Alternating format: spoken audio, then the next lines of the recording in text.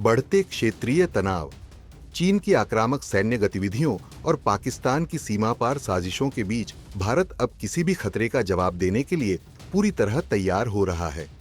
इसी दिशा में आज रक्षा क्षेत्र से जुड़ी एक बड़ी खबर सामने आई है। डिफेंस एक्विजिशन काउंसिल यानी रक्षा अधिग्रहण परिषद ने 1.05 लाख करोड़ रुपए की रक्षा खरीद योजनाओं को हरी झंडी दिखा दी है। और खास बात यह है कि ये सभी खरीद स्वदेशी रूप से डिजाइन, विकसित और निर्मित प्रणालियों से की जाएंगी।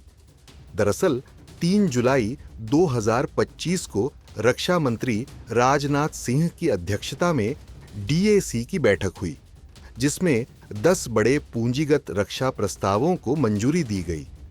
अब किन चीजों की खरीदारी होगी तो आपको बता दें, इसमें शामिल हैं आर्मर्ड रिकवरी व्हीकल्स, जिनसे युद्ध क्षेत्र में क्षतिग्रस्त टैंकों को सुरक्षित निकाला जा सकेगा, इलेक्ट्रॉनिक वॉरफेयर सिस्टम्स जो दुश्मन के कम्युनिकेशन और रडार सिस्टम को बाधित कर सकेंगे, integrated common inventory management system, ये तीनों सेनाओं के लिए एकीकृत सप्लाई चेन है, और सरफेस टू एयर मिसाइल्स, जिससे दुश्मन के हवाई हमलों से रक्षा की जा सकेगी।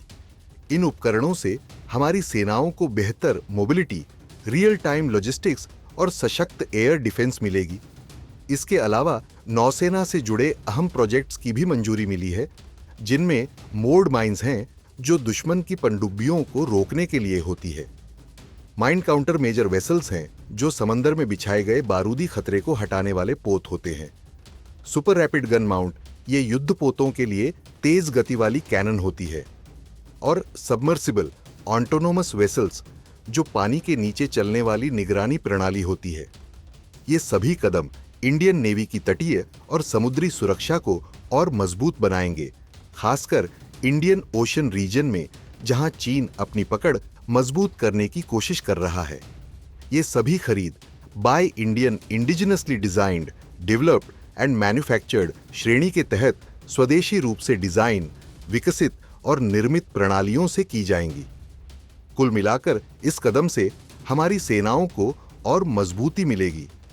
सीमा पर सुरक्षा में नए उपकरणों का इस्तेमाल कर जवान और पैनी निगरानी कर सकेंगे, और चीन पाकिस्तान की हर चाल पर नजर रखी जा सकेगी।